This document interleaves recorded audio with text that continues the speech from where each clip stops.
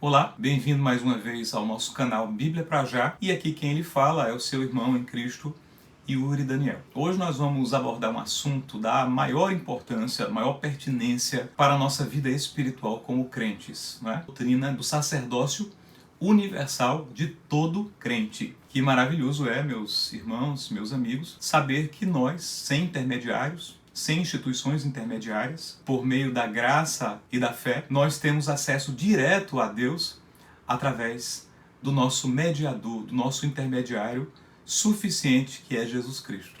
E essa é a doutrina que está em análise hoje, o sacerdócio universal de todo crente. Você pode dar um glória aí a Deus, porque você tem esse acesso também, meu irmão. Todos nós temos o acesso a Deus em nome de Jesus.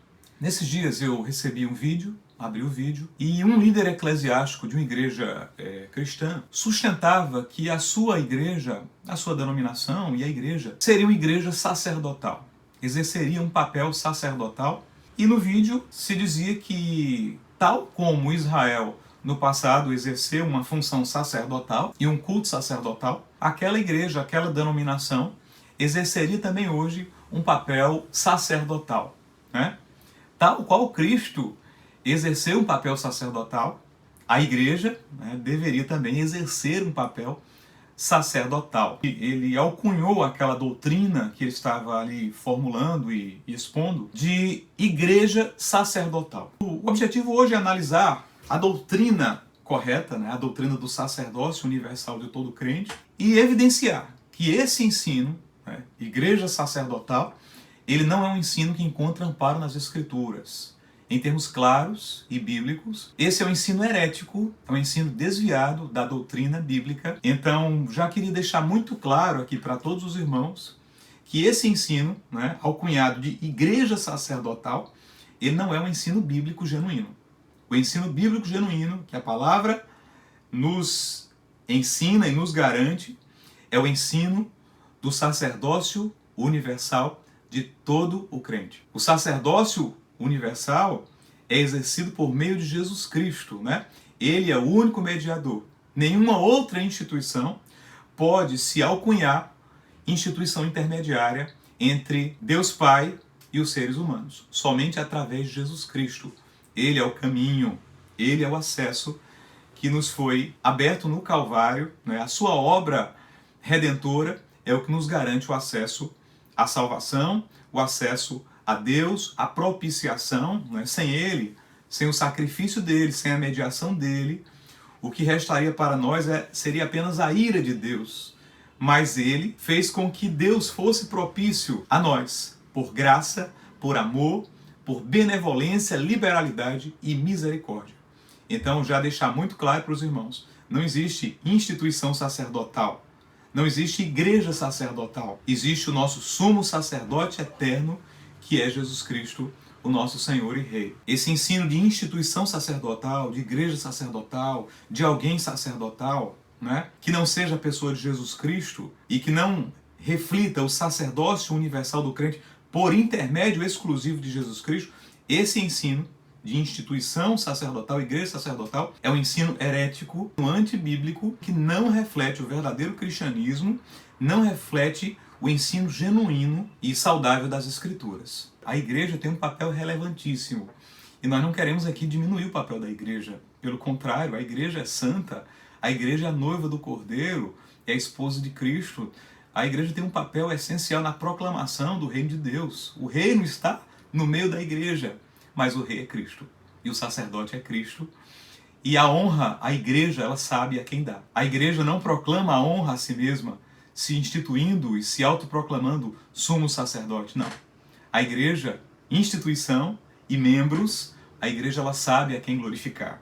Ela sabe diante de quem ela vai lançar as coroas, né? Como está escrito em Apocalipse capítulo 5, a igreja ela lança as suas coroas aos pés do Cordeiro, porque ele é o único acesso a Deus. Então a resposta é, não existe uma igreja sacerdotal. Existe um sumo sacerdote eterno, que é o Senhor Jesus Cristo. É isso que está na Bíblia. A Bíblia não diz que ninguém vai ao Pai senão através da igreja A ou B. A Bíblia não diz que não há salvação senão na igreja A ou B. Não, ela não diz isso. E por muito tempo, essa foi a pregação medieval, inclusive, né? A Bíblia nunca disse isso. A Bíblia diz que Jesus é o caminho, a verdade e a vida, que Ele é o acesso e que ninguém vem ao Pai senão através da pessoa dele. Somente através do nome de Cristo nós temos acesso à liberalidade, à graça e à misericórdia de Deus. Essa, meus irmãos, certamente não é uma doutrina difícil de ser entendida, né? Os irmãos que já são crentes, até mesmo aqueles que estão chegando há pouco tempo no Evangelho, eles já ouviram falar que têm acesso direto a Deus, que não precisam de um intermediário, de um padre, de um pastor ou de uma instituição para que se possam chegar diretamente a Deus. E esse é um princípio básico da nossa vida devocional. Quando nós oramos ao Senhor, nós temos a plena convicção de que as nossas orações elas chegam diante do trono da glória de Deus, porque nós temos um intermediário que intercede por nós. Nós temos um advogado fiel, nós temos um Espírito Santo que age em nós. E nós, às vezes, nem sabemos o que pedir, como diz a Bíblia, mas o Espírito Santo intercede por nós com gemidos que não se podem expressar, gemidos inexprimíveis. Então essa é uma doutrina fácil até de ser compreendida. Mas às vezes o óbvio, ele precisa ser dito, né? Os conceitos, eles precisam ser muito bem explicados. O óbvio, às vezes, precisa ser dito, porque nós temos esse papel de combate aos falsos ensinos que muitas vezes se levantam para desviar o foco, né? Um ensino desse, né? Que diz que há uma instituição que é sacerdotal. Ele é um ensino que tira completamente o foco da Escritura na pessoa de Cristo. É um ensino que desvia o foco, que é o cristocentrismo, que é o centro na Trindade, na obra salvífica, no plano salvífico da Trindade, e coloca o foco das coisas, o centro das coisas, no homem, nas instituições. O que é que a Bíblia diz sobre o sacerdócio universal de todo crente? Ela vai dizer que você tem acesso a Deus através de Jesus Cristo. Então, o nosso acesso a Deus, ele nunca vai ser meritório. Não é o nosso mérito que nos faz chegar a Deus. Não é a nossa obediência que nos faz chegar a Deus, porque nenhum de nós, nenhum homem foi justo o suficiente, obediente o suficiente para chegar a Deus, né? Desde Adão, passando pela linhagem cainita, passando por todos os homens, né? Nós, mesmo aqueles que foram beneficiados por aliança de Deus, Abraão, Noé, Davi, foram homens falhos, né? Então ninguém chega a Deus pela sua própria justiça. Nós chegamos a Deus porque Ele se chegou a nós. Nós chegamos a Deus pela graça, né, por meio de Jesus Cristo, né? Então houve, durante a história da igreja no passado, principalmente na patrística, naqueles primeiros 5 séculos do cristianismo, pessoas que tentaram dizer que por meio de autopiedade ou de alguma postura ascética, piedosa, extremamente obediente, né? Viver no mosteiro, através desse tipo de conduta humana você poderia chegar a Deus, né? Mas a verdade é que esse ensino também não é bíblico. Pelágio foi um dos representantes desse tipo de doutrina, né? O pelagianismo dizia que pela própria conduta, pela própria bondade, o homem poderia chegar a Deus. Esse ensino foi rebatido pelos cristãos. Paulo, expressamente, né, em Romanos, em Efésios e outras passagens bíblicas, rebate isso. A palavra é repleta de ensinos que mostram que a salvação, né, a justificação, é pela graça, por meio da fé. Isso não vem de vós, é dom de Deus, para que ninguém, nenhum pelágio, possa se gloriar, né? Nós somos salvos pela graça, e essa doutrina do pelagianismo, de que você pode exercer sacerdócio pela sua bondade e obediência, ela já cai por terra. E o que deve ficar na sua mente, meu irmão, é que você só pode chegar a Deus porque Ele chegou primeiro a você. Você só pode chegar a Deus porque o próprio Deus encarnado, Jesus Cristo, né? Porque Ele morreu por nós e Ele nos reconciliou com Deus. Então, quando nós falamos em sacerdócio universal do crente, nós queremos enfatizar que nós chegamos a Deus não pelos nossos esforços, não pelo ascetismo, ou pelas nossas condutas, ou pelas nossas boas práticas, ou pelos nossos jejuns. Tudo isso é bom e é bíblico, né? Jejuar e orar e buscar. Mas nós chegamos a Deus primeiro porque Ele se chegou a nós através do sacrifício substitutivo e suficiente de Jesus Cristo. Então, 1 Pedro, capítulo 2, versículo 5, diz assim, acompanha comigo aí a leitura, nós vamos projetar aqui embaixo. Vós também, como pedras vivas, sois edificados casa espiritual. Guarda isso. Casa espiritual. Então nós somos casa espiritual. Você, Paulo vai dizer em outra passagem, que você é templo do Espírito Santo, né? E a passagem, a expressão original que Paulo utiliza é uma expressão que remonta ao lugar santíssimo do templo. Então você é a habitação do próprio Deus, né? O texto está dizendo assim, ó, vós, como pedras vivas, sois edificados casa espiritual, né? O templo judaico, ele foi derrubado, não ficou pedra sobre pedra e nunca mais ele foi reconstruído, ficou só o muro da lamentação, que nem parte da estrutura original do templo fazia, né?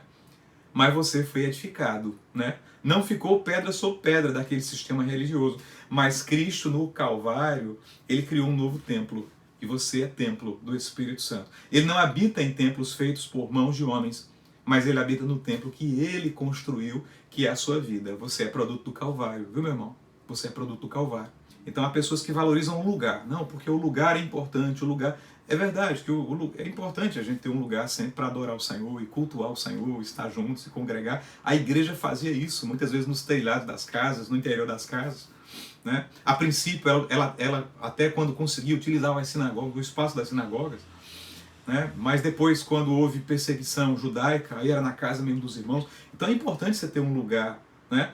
Mas é importante que você saiba que não é o lugar não é a essência do cristão, porque o lugar somos nós, o lugar sou eu e é você. E se nós não tivermos um cuidado, isso pode virar até algum tipo de idolatria, né? Então, você não pode, por exemplo, fazer um aniversário dentro de um espaço físico da igreja, porque aquele lugar é santo, você tem que tirar a sandália dos seus pés. Irmão, isso aí é Velho Testamento, isso é culto levítico, né? Isso aí está no livro de Levítico, mas o lugar de celebração de culto, ele não é um lugar santo, o lugar santo é você tem que ser santo e santificado pela obra do Espírito Santo. Então, seguindo aqui no texto, sois edificados casa espiritual, sacerdócio santo, para oferecer sacrifícios espirituais agradáveis a Deus por Jesus Cristo. Então veja, 1 Pedro está dizendo, olha, vocês são sacerdócio santo. Esse é o fundamento do sacerdócio de todo crente, né?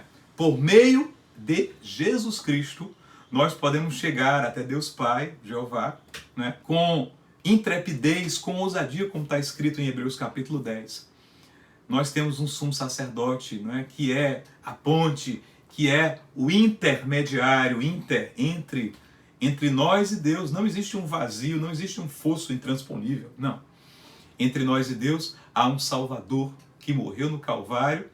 Em Apocalipse capítulo 1, versículos 5 e 6, há uma referência ao fato de que, abre aspas, Deus nos fez, Ele nos fez reis e sacerdotes para Deus e seu Pai. A Ele, a Cristo, a glória e poder para todos sempre. Amém. Então, há uma referência também expressa em Apocalipse ao nosso sacerdócio.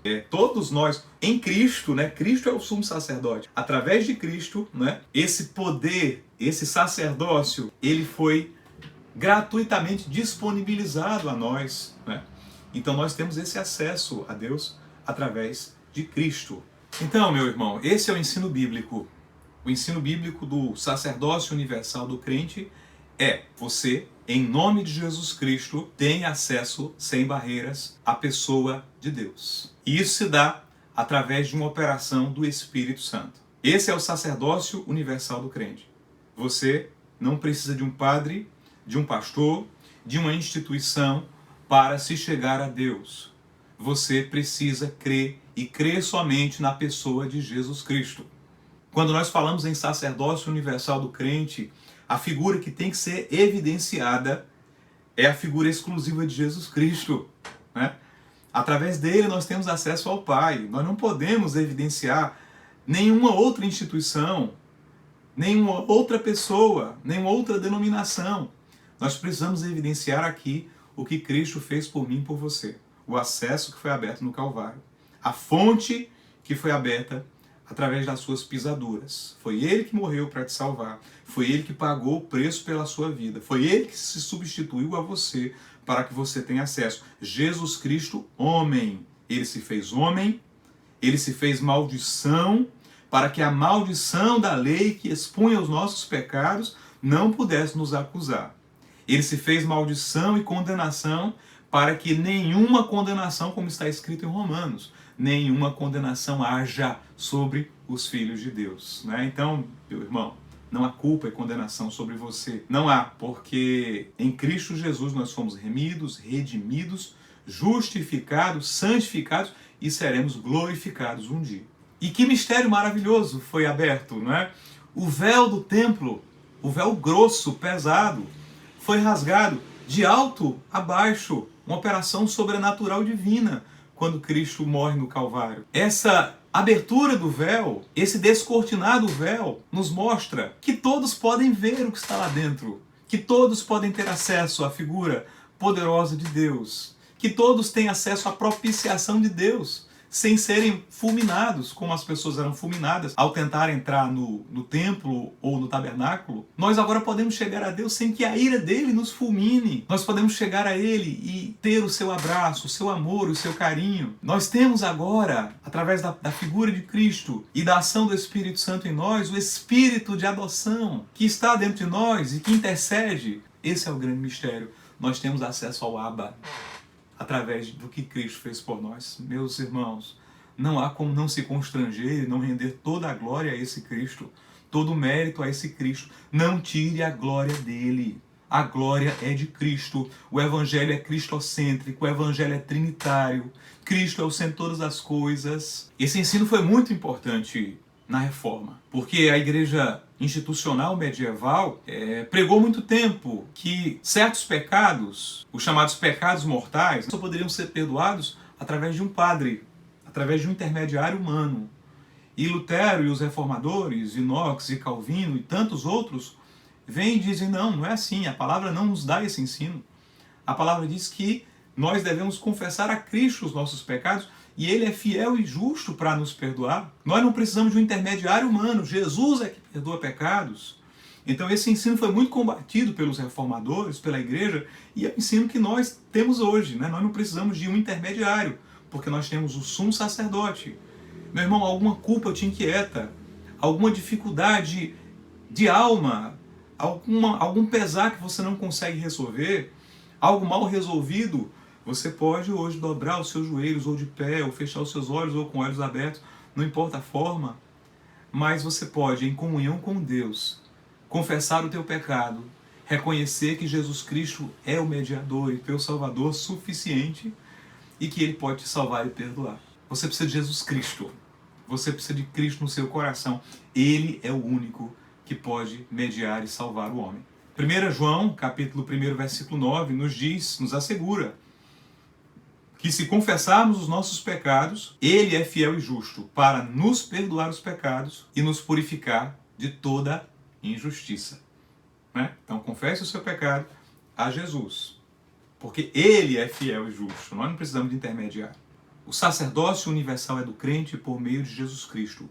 Não existe uma igreja sacerdotal, não existe uma instituição sacerdotal. Né? O sacerdócio é universal do crente por meio de Jesus Cristo. A pessoa que é glorificada e enfatizada nesse ensino é Jesus. O mediador é Jesus. A igreja tem um papel importante e relevantíssimo na terra. E nós fazemos parte de uma igreja, sim. Né? A igreja é um instrumento de evangelização, de poder de Deus, lançando o evangelho na terra. É o reino de Deus entre nós. Mas nesse ensino, o centro de todas as coisas, o papel, o sacerdote é Cristo e não a igreja. Os irmãos entenderam? Não há igreja sacerdotal. Cristo é o sacerdote. A igreja jamais, a igreja genuína jamais, ela vai tirar o papel de Jesus Cristo e ela vai dar esse papel a si mesma. Ela vai se auto-vangloriar. Ela vai se auto-jactar. Não. A glória e a honra são do nosso Senhor Jesus Cristo. Isso significa que essa doutrina, ela não é uma doutrina corporativa. O sacerdócio universal do crente, ela não é uma doutrina que fala da corporação igreja. Não. Ela não é uma doutrina corporativa. Ela é uma doutrina pessoal. Assim como a salvação é pessoal, né? Cada um que é salvo pela graça por meio da fé. Jesus salva individualmente pessoas. Né? Então, assim como a salvação ela é operada individualmente, esse ensino do sacerdócio universal do crente, ele diz respeito ao acesso de cada crente, de cada pessoa que é salva a Deus através de Jesus Cristo. Então essa é uma doutrina que versa sobre a salvação individual do crente. Ela não é uma doutrina corporativa, ela não é uma doutrina institucional, né? E muito menos ela é uma doutrina denominacional. Aí jamais, né? Ela não é uma doutrina exclusivista, nenhuma denominação pode dizer assim, olha, eu sou a porta de acesso a Deus. Não há salvação fora da minha igreja institucional. Aí não, aí já descambou para a pura heresia e nós não, como cristãos genuínos, nós não podemos aceitar esse tipo de desvio doutrinário. No Velho Testamento, Deus instituiu figuras, tipos e símbolos que apontariam para o Cristo, que apontavam para o fato de que, apesar de o homem ter se distanciado de Deus, ainda haveria como ele se reconciliar com Deus. Então essas figuras todas apontavam para Jesus Cristo. Que figuras eram essas? O templo e o tabernáculo. Era um lugar que simbolizava a presença de Deus. O sumo sacerdote era a pessoa que tinha o acesso exclusivo ao lugar mais secreto do tabernáculo e do templo.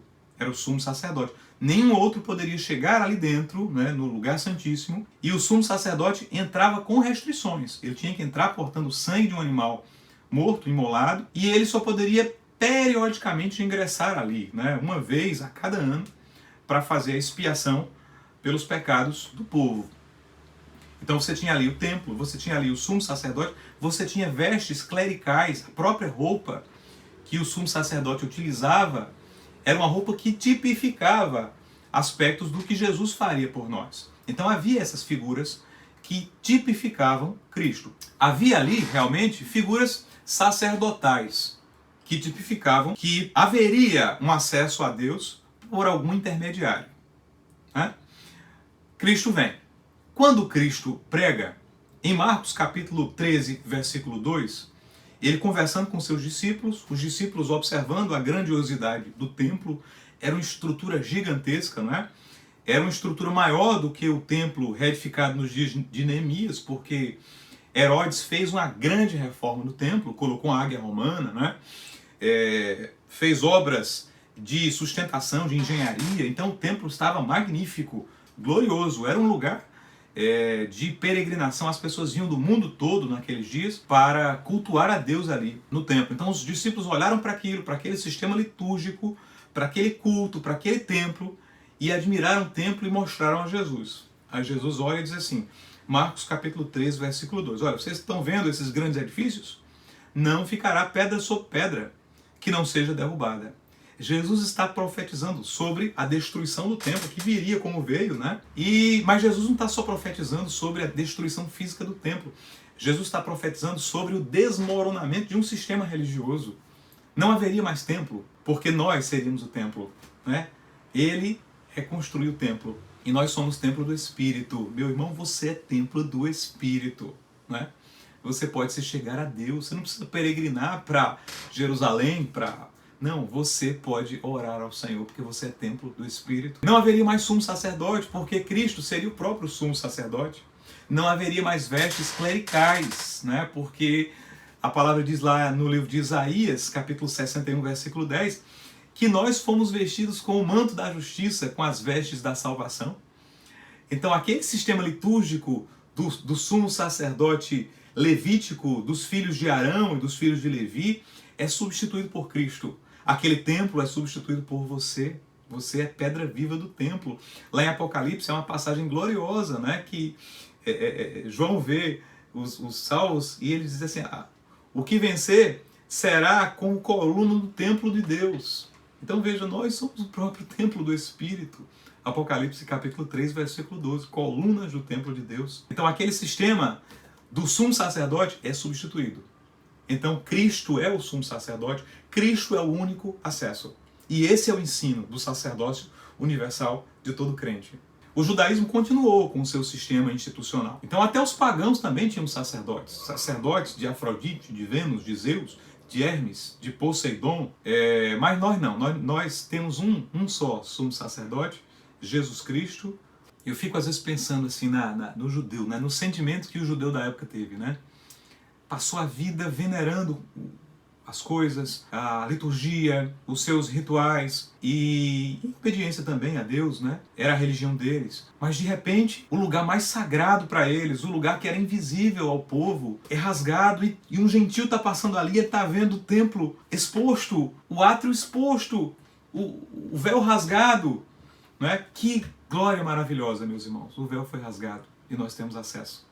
Tanto gentil como judeu, não há mais gentil e judeu, não há mais grego, romano, nem judeu, nós somos um só em Jesus Cristo, não há caixa de crentes, somos todos iguais, batizados em um mesmo Espírito, 1 Coríntios capítulo 13, todos iguais em Jesus Cristo.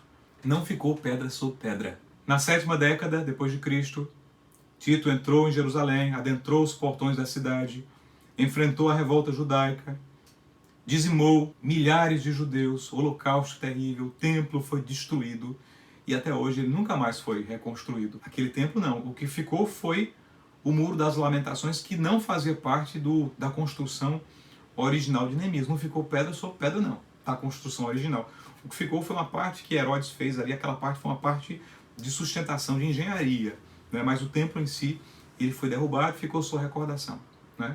Meu irmão, a Terra Santa é você, o lugar santíssimo é você. O sumo sacerdote não é uma denominação, não é uma instituição, não é Arão, não é um padre, não é um pastor, não é Levi. O sumo sacerdote é Jesus Cristo. O sacerdócio universal do crente e não das instituições é por meio de Cristo e não de instituições. Para que você entenda como o ensino desviado e herético pode conduzir as pessoas a um caminho totalmente desviado e que não é genuinamente bíblico.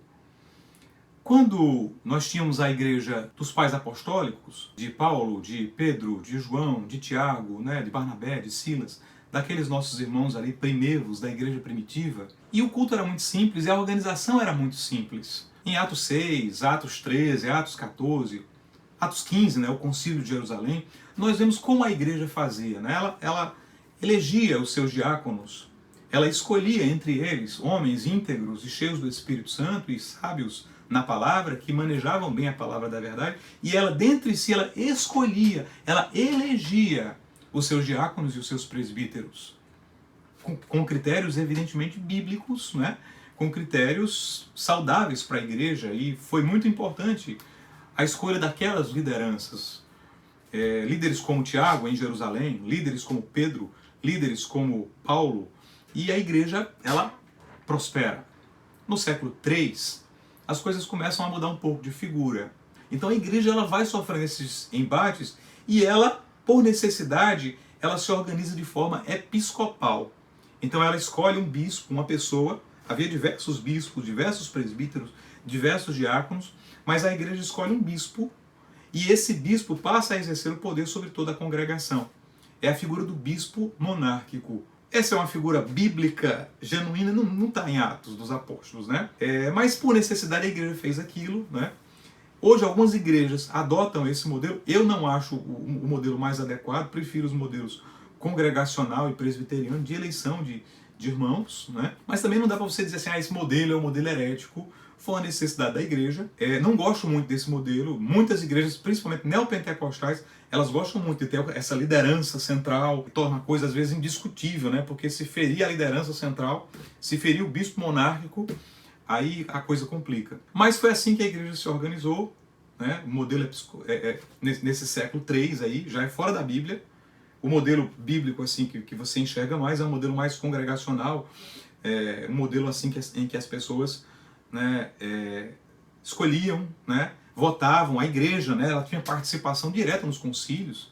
Você observa Atos 15, o concílio de Jerusalém, a igreja participando ativamente ali das deliberações. Mas o grande problema não está no modelo episcopal, né? Não está no modelo de igreja eclesiológica. Essa não é a questão central. A questão central acontece quando no século III o bispo monárquico ele começa a atribuir para si funções sacerdotais.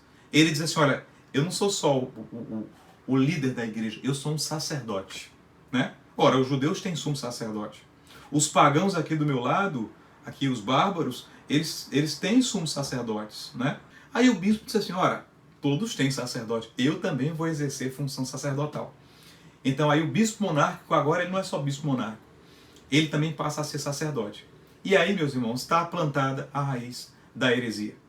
Quando um homem começa a invocar para si o título de sacerdote, o título de mediador, só ele pode exercer aqueles ofícios sacerdotais, né? Aí estava o problema, estava a semente. Porque aí vai nascer um bispo monárquico com poderes sacerdotais e clericais, e ele vai exercer o domínio sacerdotal, né? E ele vai se arvorar como um ente sem o qual, né? E uma instituição sem a qual o homem não pode se chegar a Deus. Não haveria salvação senão através daquela igreja institucionalizada, né, que vigorou pela Idade Média. Então veja, irmãos, tudo por quê? Porque o ensino sobre o sacerdócio universal do crente ele foi desviado e ele foi usurpado por uma instituição. No passado, a igreja já disse que era uma igreja sacerdotal. Viu? Isso não é novidade. Esse tipo de heresia não é novidade. E nós precisamos estar muito atentos a isso. O sacerdote é Jesus Cristo. Aí a igreja vem, né, os reformadores vêm, os pré-reformadores e dizem, não, o nosso sacerdote, o nosso sumo sacerdote é Jesus Cristo. Né? E nós vamos viver pela palavra, pela escritura, e não pelos ditames revelacionais novos, acrescidos por um bispo monárquico sacerdotal. Então, irmão, já caminhando aqui para o nosso final. Como o falso ensino, ele tem a aparência de piedade, a aparência de ser um bom ensino, mas na verdade ele é veneno, ele é venenoso e perigoso. Ele é colocado ali, né, é como uma mosca no perfume. Né? A palavra diz lá que a mosca ela estraga o perfume.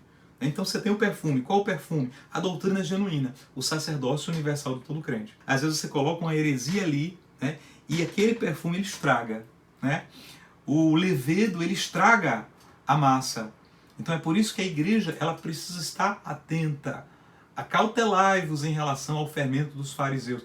Então tem que ter muito cuidado com essas questões, com essas sutilezas que são colocadas de forma subreptícia, de forma ardilosa, ali no meio, para contaminar o evangelho. É por isso que nós precisamos ter os conceitos fechados.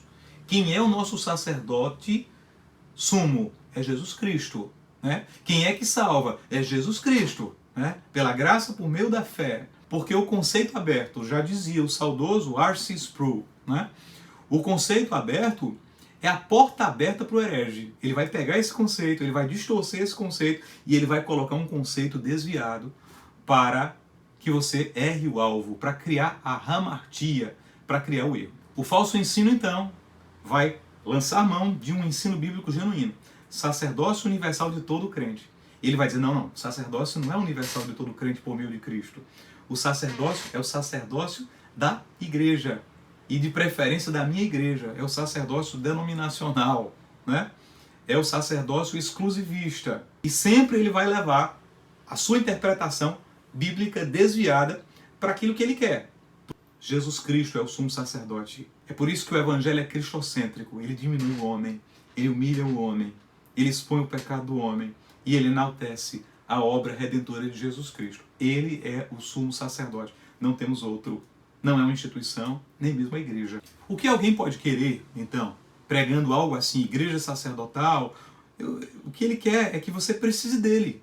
O que ele quer é que você precise da sua denominação, que você precise do acesso que ele supostamente está franqueando a você. E você precisa de Cristo, viu?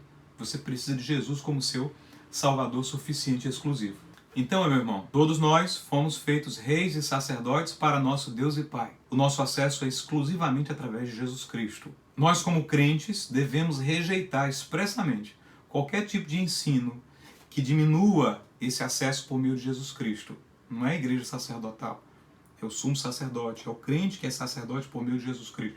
Nós temos esse dever apologético de rejeitar esse tipo de ensino. Né? Isso não é novidade não, tá?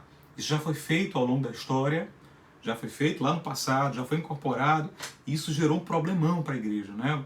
Gerou a institucionalização da fé. Né? Fé tornou-se algo denominacional.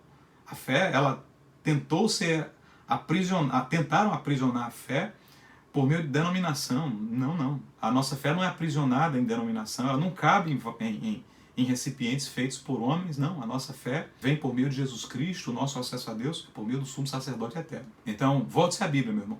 Rejeite o falso ensino que diminua a figura sacerdotal de Jesus Cristo.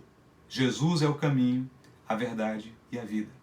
Não temos um sumo sacerdote que não possa se compadecer de nós. Nós temos o sacerdote, o sumo sacerdote eterno, que pleiteia as nossas causas e que intercede por nós diante de Deus. Deus te abençoe e até o nosso próximo encontro.